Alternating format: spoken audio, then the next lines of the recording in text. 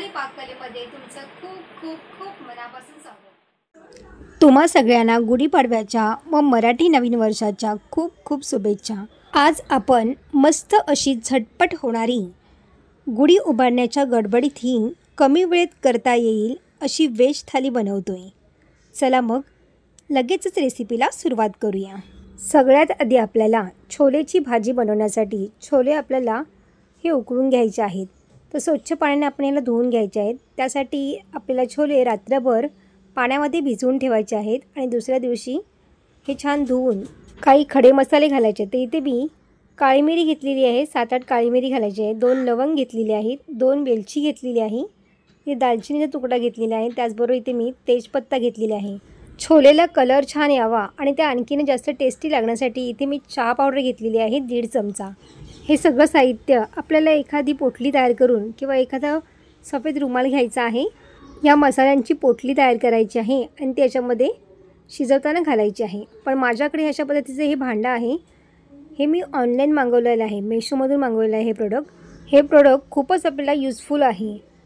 त्यानंतर कुकर लावून आपल्याला 5 ते 6 शिट्या करून घ्यायच्या आहेत आणि डाळसुद्धा आपल्याला त्याच्यामध्ये लावून घ्यायची आहे। तर इथे मी दाल तडका करणार आहे। तर इथे मी 3 प्रकारच्या वेगवेगळ्या डाळी घेतलेली आहेत। तूर डाळ घेतलेली आहे, चणा डाळ घेतलेली आहे आणि मूग डाळ घेतलेली आहे। ही स्वच्छ पाण्याने आपल्याला धुवून घ्यायची आहे आणि त्यानंतर इथे मी थोडं पाणी घातलेलं आहे डाळ शिजण्यासाठी, हळद घातलेली आहे, मीठ घातलेलं आहे आणि त्याचबरोबर इथे मी एक कांदा घातलेला आहे, अर्धा चमचा तेल घातलेलं आहे। तेल घातल्यामुळे कुकरमधून पाणी बाहेर पडत नाही आणि हे दोन्ही साहित्य आपल्याला कुकरला लावून शिजवून घ्यायचं आहे। छोले आणि डाळ आपली शिजते तोपर्यंत आपण श्रीखंड बनवायला घेऊया। तर इथे मी 1 लिटर दह्यापासून हा चक्का तयार केलेला आहे। श्रीखंड करण्याआधी आपल्याला एखाद्या चाळणीवरून किंवा गाळणीतून हा चक्का मॅश करून घ्यायचा आहे, जेणेकरून आपलं श्रीखंड ना एकदम मस्त टेक्स्चरचं तयार होतं, मऊसूत एकदम टेक्स्चरचं श्रीखंड आपलं तयार होतं। त्यामुळे ही प्रोसेस करायला अजिबात विसरू नका। तुम्ही अशा पद्धतीने श्रीखंड नक्कीच करून बघा, खूप मस्त एकदम तयार होतं, स्मूदी एकदम, आणि खाण्यासाठी सुद्धा ते खूपच टेस्टी लागतं। तर अशा पद्धतीने ही श्रीखंड आपल्याला याच्यामधून काढून घ्यायचं बघा। सगळं आपल्याला बघा या गाळणीवरती पूर्ण लागलं, याच्यामध्ये सगळं आपल्याला हे चक्का असं काढून घ्यायचं आहे। त्यानंतर यामध्ये 1 वाटी पिठी साखर घातलेली आहे। पिठी साखरसुद्धा आपल्याला याच्यामध्ये छान अशी मिक्स करून घ्यायची आहे। विकतच्या श्रीखंडपेक्षा आपण जे घरी श्रीखंड तयार करतो ना, त्याची चव फारच वेगळी असते आणि खूपच टेस्टी लागतं हे श्रीखंड। अशा पद्धतीने श्रीखंड तुम्ही नक्कीच करून पहा। अर्धा चमचा वेलची पावडर घालायची आहे आणि त्याचबरोबर इथे मी 2 मोठे चमचे पिस्ता बारीक करून घेतलेला आहे।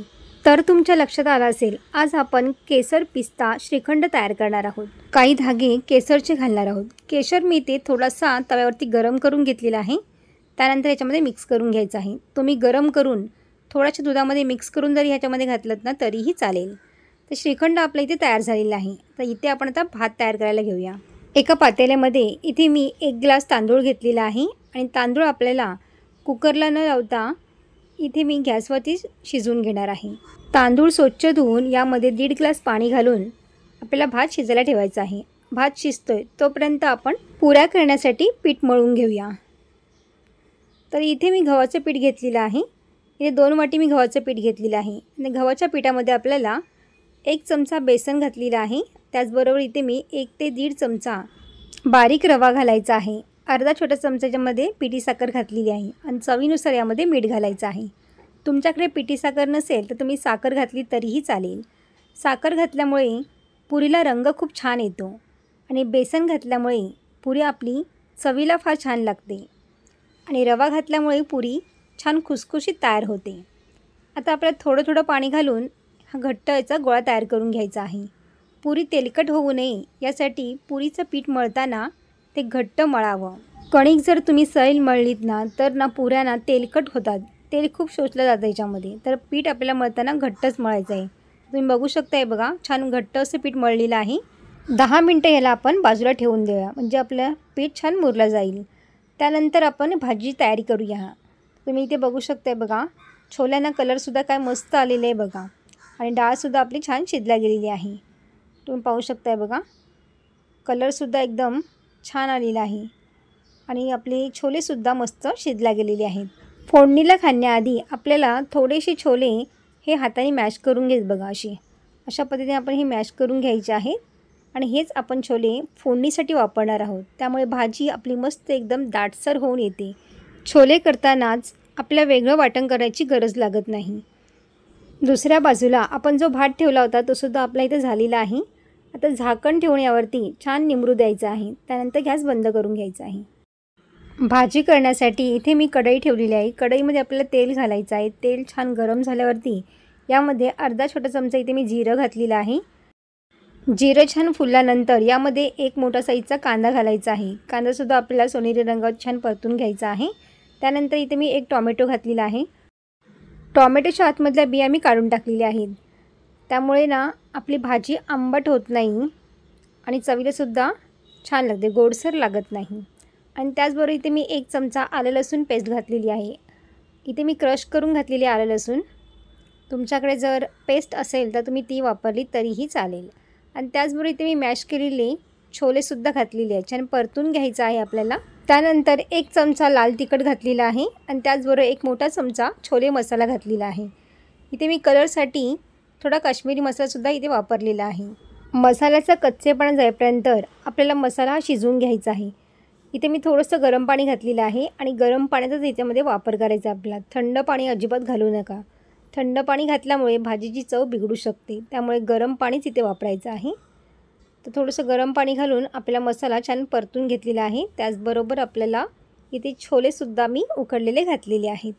आता भाजी आपली लो फ्लेमवरती छान शिजू द्यायची आहे. मीठ आपण छोले उकडत असताना घातलेलं आहे. त्यामुळे आता मीठ घालायची गरज नाही. भाजी शिजते तोपर्यंत आपण डाळ तडका तयार करायला घेऊया. तर डाळ मग आपण छान अशी मॅश करून घ्यायची आहे. आपण डाळ छान मॅश केलीत ना तर छान असा घट्टपणा येतो याला. आणि दाल तडका हा छान असा घट्ट असतो. डाळ अशी छान एकजीव होते, तुम्ही पाहू शकताय बघा. आता आपण फोडणीची तयारी करूया. गॅसवरती इथे पातेलं ठेवलेलं आहे. पातेल्यामध्ये आपल्याला तेल घालायचं आहे. तेल छान गरम झाल्यावरती आपल्या यामध्ये मोहरी घालायची आहे. मोहरी छान तडतडू द्यायची आहे. त्यानंतर इथे मी एक कांदा बारीक चिरून घेतलेला आहे, तो आपल्याला घालायचा आहे. त्याचबरोबर इथे कढीपत्ता घालायचा आहे. कढीपत्ता हा पूर्णपणे ऑप्शनल आहे. एक टोमॅटो बारीक कट करून घातलेला आहे. लसूण पाकळ्या घातले इथे मी. इथे 5 ते 6 लसूण पाकळ्या छान ठेचून घेतलेले आहेत, त्या आपल्या याच्यामध्ये घालायच्या आहेत. दाल तडकामध्ये लसूण ना छान लागतो. 2 मिनटं परतल्यानंतर आपण याच्यामध्ये काही मसाले घालायचे आहेत. तर इथे मी जिरा पावडर घेतलेली आहे, धना पावडर घेतलेली आहे. त्याचबरोबर इथे मी हळद घातलेली आहे आणि थोडंसं आपल्याला लाल तिखट मसाला घालायचा आहे. सगळं साहित्य आपल्याला हे कमी क्वांटिटीमध्ये घ्यायचं आहे. कमी ह्याच्यामध्ये घेतलं ना तर दाल तडका आपला खाण्यासाठी खूप टेस्टी लागतो. जास्त मसाले वापरायचे नाहीत यामध्ये. थोडंसं यामध्ये हिंग घालायचं आहे आणि शिजलेली डाळ आपली याच्यामध्ये घालून घ्यायची आहे. तुम्हाला घट्ट पातळ जशी हवे त्या अंदाजाने तुम्ही याच्यामध्ये पाणी घालू शकता. पाणी घालताना तुम्ही याच्यामध्ये कोमट पाणीच घाला, त्यामुळे याचा कलरसुद्धा खूप छान येतो बघा. चवीनुसार यामध्ये मीठ घालायचं आहे आणि छान अशी उकळ येऊ द्यायची आपल्याला. डाळ आपली होते तोपर्यंत आपण भाजी बघूया. तर भाजीसुद्धा आपली शिजली आहे. वाटण न घालतासुद्धा भाजी आपली मस्त एकदम दाटसर झालेली आहे. 1 चमचा यामध्ये कसुरी मेथी घातली आहे. अर्धा छोटा चमचा याच्यामध्ये गरम मसाला घालायचा आहे. सगळं साहित्य आपल्याला मिक्स करायचं आहे आणि पुन्हा आपल्याला 2 ते 3 मिनटं छान शिजू द्यायची आहे आणि वरून आपल्याला कोथिंबीर घालायची आहे. भाजी आणि डाळ छान टेस्टी लागण्यासाठी वरून आपण छान तडका तयार करणार आहोत. तर इथे आपण तूप घेतलेला आहे 1 चमचा. त्याचमध्ये आपण लसूण घातलेली आहे. इथे 5 ते 6 लसूण मी छान ठेचून घेतलेले आहे, त्या घालायचे त्याच्यामध्ये. अर्धा चमचा काश्मीरी मसाला घालायचा आहे आणि हा तडका आपल्याला डाळीवरती घालायचा आहे बघा. डाळीमध्ये हा मस्त एकदम तडका घालून द्यायचा आहे. वरून छान कोथिंबीर घालायची आहे आणि दाल तडका आपला खाण्यासाठी इथे तयार झालेला आहे. आता गॅस आपला बंद करून घ्यायचा आहे. असाच तडका आपण भाजीमध्ये सुद्धा घालणार आहोत. तर इथे तूप गरम करून घेतलेलं आहे 1 चमचा. त्यामध्ये इथे मी आलं घातलेलं आहे. 1 इंच आलं मी असं बारीक कट करून घेतलेलं आहे, ते आपल्या याच्यामध्ये घालायचं आहे. असा तडका जेव्हा आपण तयार करतो ना आणि भाजीमध्ये खूपच टेस्टी लागतो तो. आणि त्यानंतर इथे मी काश्मीरी मसाला घातलेला आहे अर्धा चमचा. आता हा तडका आपल्याला भाजीवरती घालायचा आहे आणि तुम्ही बघू शकताय बघा, भाजीसुद्धा आपली इथेही तयार झालेली आहे. तर अशा पद्धतीने ही भाजी नक्की ट्राय करून बघा, अतिशय टेस्टी लागते. वरून आपल्याला कोथिंबीर घालायची आहे आणि भाजी आपली इथेही तयार झालेली आहे. चला आता आपण बघूया झटपट तयार होणारी बटाट्याची पिवळी भाजी. कढईमध्ये तेल घालायचं आहे. तेल छान गरम झाल्यावरती यामध्ये मोहरी घातलेली आहे आणि त्याचबरोबर इथे मी आलं लसूण आणि मिरचीची पेस्ट तयार केलेली आहे, तीसुद्धा याच्यामध्ये घालायची आहे. थोडी जाडसर मी वाटून घेतलेली आहे. 7 ते 8 कढीपत्त्याची पाने, अर्धा चमचा इथे मी हळद घातलेली आहे. छान परतून घ्यायची आपल्याला. फोडणीमध्ये आपल्याला थोडीशी कोथिंबीर घालायची आहे आणि छान मिक्स करून घ्यायची आहे. फोडणीमध्ये अशा पद्धतीने जर तुम्ही कोथिंबीर घातलीत ना तर भाजीला छान टेस्ट येते. आणि त्याचबरोबर इथे मी अर्धा छोटा चमचा जिरा पावडर घातलेली आहे. जिरा पावडरच्या ऐवजी तुम्ही जिरा अक्का घातलात ना तरीही चालेल. आणि इथे आपण बटाट्याच्या बारीक फोडी करून घेतलेल्या आहेत. बटाटा आपण उकडून घेतलेला नाही आहे, कच्चाच बटाटा इथे मी वापरलेला आहे. तर इथे छान पटकन झटपट तयार होणारी भाजी आहे. बटाटा तुम्ही छान असा बारीक कापून घेतलात ना तर ही भाजीसुद्धा अगदी पटकन तयार होते. तर ही छान अशी लो फ्लेमवरती आपल्याला ही भाजी शिजू द्यायची आहे आणि वरून आपल्याला कोथिंबीर घालून ही भाजी छान परतून घ्यायची आहे. तर बटाट्याची पिवळी भाजीसुद्धा आपली इथेही तयार झालेली आहे. आता आपण पुरी करायला घेऊया. तर पुरीसाठी पीठसुद्धा आपण जे मळलं होतं ना ते छान असं मुरला गेलेलं आहे. त्यामध्ये रवा जो घातला होता तो छान फुलला गेलेला आहे. तर अशा पद्धतीने इथे मी पोळी लाटून घेतलेली आहे. पुऱ्या करण्यासाठी इथे मी पुरी कटर वापरलेला आहे. तर हे पुरी कटर मी मेशोमधून ऑनलाईन मागवलेलं आहे बघा. या पुरी कटरमुळे पुऱ्या आपल्या अगदी झटपट तयार होतात. अजिबात ही वेळ लागत नाही. एक एक गोळा करून पुरी करण्यापेक्षा आपण ही पुरी कटर जर असं वापरलं ना तर पुऱ्यासुद्धा अगदी पटापट तयार होतात. तुम्ही इथे पाहू शकताय बघा, पुरीसुद्धा मस्त एकदम गोल झालेली आहे बघा. पुरी लाटताना आपल्याला जाडसुद्धा लाटायची नाही, एकदम पातळसुद्धा लाटायची नाही. अगदी मीडियम साईजचीच आपल्याला पुऱ्या तयार करून घ्यायची आहे. तेल छान गरम झाल्यावरती आपल्याला गॅस मीडियम करायचा आहे आणि मीडियम गॅसवरतीच आपल्या ह्या पुऱ्या तळून घ्यायच्या. तुम्ही बघू शकताय बघा, मस्त एकदम टम्म फुललेल्या ह्या पुऱ्या तयार झालेल्या आहेत.